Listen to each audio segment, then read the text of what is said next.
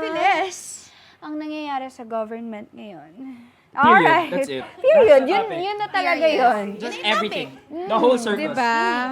Kahit gaano ka-komedya ang Live Age 36, wala nang mas lalaki pang komedya sa nangyayari sa At gobyerno. tandaan nyo, ang Yes. komedya Totoong ng Live komedya. Age 36 ay galing sa komedya nangyayari Yes. dito. Oo. So sila ang content. Yes. Kung wala ang nangyayaring ganito, wala silang content. Ang hirap nga ng trabaho nila kasi ang hirap tapatan ng actual na nangyayari. Kaya nga parang can't compare to the real thing. Yes. Oh, so, kaya pa ba natin? Paano natin ito Yung gawing mga katawa-tawa ng nangyayari? katawa-tawa na siya?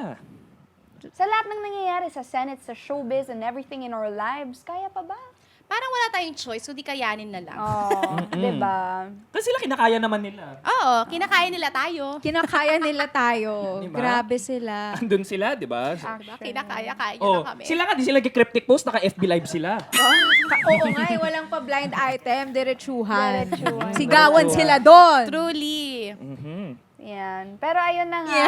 Yun lang masasabi namin. Yan ang Ano ating... masasabi natin So, doon? ano, is yan. there ba more yun? to say kasi? Parang Alam naman na Alam mo natin yun? ngayon. Lahat We- ramdam. we all see it, we all know it, we all acknowledge it for what it is. Yes. Ang gusto ko lang sabihin dun sa iba dyan, ginusto nyo to. Tama. Kasalanan nyo to. Oo. Nagsabi kami, nung na-elect yun, Sinabi na mali kami. Pero ako siguro, parang recently, na ko na parang kailangan din natin bawas-bawasan yung bobotante narrative. Actually, dapat Diba? natin siyang alisin. Ako, firm believer ako that we should never take it against these people, lalo na yung mga tao from the marginalized communities. Kasi yun nga yung na-explain ko. Meron kasi tayong tinatawag na geopolitical thing where kung saan ka exposed, yun yung mas likely Yeah. na suportahan at paniwalaan mo. So there are people from the north who still supports the president or who still supports the people or the politicians from the north as well kasi sila yung unang nakakatanggap ng tulong. Yeah. There are people from the south or from the lower map of the Philippines kung saan mas suportado nila yung ibang politiko na galing sa lugar nila because they feel a sense of pride and they feel represented. So we should never take it against these Yeah. people but hold the people in power more accountable. Tsaka, Tandaan niyo to. Tsaka parang wala naman talagang bobong namang Botante. bobong botante. Meron tayong bobong sistema, pero walang bobong botante. And I feel like these voters vote for the people that are in power now because that is the knowledge that was instilled sa kanila. So, dapat natin baguhin yung sistema, education system, kung paano tayo pumipili ng leader, kung paano natin ilalagay yung leader. Tsaka gusto ko rin paalala sa inyo, yung mga minimum requirements na nasa constitution natin na able to read and write, minimum yon, hindi yon maximum. So, pwede kayo pumili ng marunong magbasa, marunong magsulat, at marunong gumawa ng batas at nakakaintindi ng batas. Hindi lang siya limited doon sa able to read and write. Yeah. At dagdag ko lang doon, kasi I feel like it works both ways kasi. Like during the presidential election, parang ako rin, sobrang na-shock ako gaano ka landslide yung resulta sa mga naka-elect ngayon. Kasi ako rin, I was in an echo chamber that I thought we had a chance. Yeah, absolutely. So I think it goes both ways din sa kanila. Na yun yung naririnig nila, ito yung nakapaligid, so ito yung reality nila. Yes. Kasi ako at that time, I really believed na parang, we have a chance. Yeah. Shucks, ito yung mananalo, ito yung mga senador na mananalo. Tapos nung nakita ko yung actual result, it was so far from what I thought And it alam would mo be. yung mahirap nun after, yung disillusionment mo, yung pakiramdam mo na ang dami mong effort for nothing. Yung parang ganun. How do you combat that? Meron ako mga nabasa before nagkaroon sila ng compassion fatigue after. Yeah. Na parang nagkaroon sila ng thinking na, wala na walang mangyayari, bakit ginagawa pa natin to? You get burned out by it eh. Oo, Kasi pero you try. empathy, burnout is real. Pero I won't take it against these people who also experiences those kinds of burnouts, those kind of feelings. Kasi valid naman siya at the end of the day. Pero dapat ang panawagan natin, dapat hindi tayo mapagod. Kasi kung Yeah. mapapagod tayo, walang lalaban para sa mga taong to. Because some of these people have already accepted their fates. Nagkaroon na nga sila ng defeatist mindset na kung saan okay na sila kasi kahit sino naman iboto ko, ganito pa rin ang buhay ko. Kahit ano naman gawin natin, walang mangyayari. So nagkaroon na sila ng mindset na gano'n. And kung yung mga taong pinaglalaban natin, gano'n na yung mindset, tas mapapagod pa tayo, lalong walang mangyayari. These people in power will continue to exploit them, to take advantage of them. And it's our duty, tayong mga nakakaintindi ng sistema, tayong mga nakakaintindi Yeah. kung ano talaga yung nangyayari. It is our duty and responsibility to take care of our countrymen who are vulnerable to these kinds of corruption and exploitation. Yeah. I agree. I remember recently you had a video that went viral about yung how political participation or being outspoken about politics Is is a a privilege. privilege. And I do agree with that. Kasi, di ba, hindi naman talaga lahat ay may kapasidad na yun nga, maging Yeah. vocal about politics. Pero ako personally, naniniwala ako na since political participation is a privilege, if you have that privilege, then for me, it is your moral obligation to participate. Yeah. Siguro draw na lang din natin yung line.